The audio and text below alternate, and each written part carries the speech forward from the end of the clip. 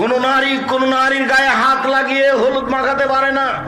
এরকম যুবতী মেয়েকে হলুদ মাখানো চিরদিনের জন্য হারাম। দেবর ভাসুরকে এইভাবে হলুদ মাখানো চিরদিনের জন্য হারাম।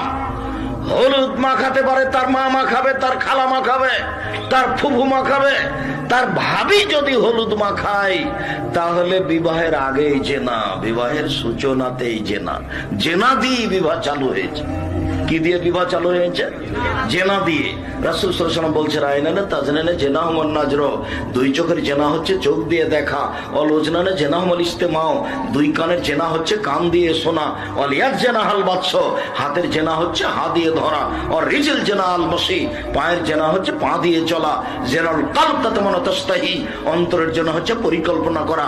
জেনাল লিসানুতক, জিহ্বার জেনা হচ্ছে কথা বলা। এগুলো সব জেনার মাধ্যম। চিরদিনের জন্য ভাবি দিয়ে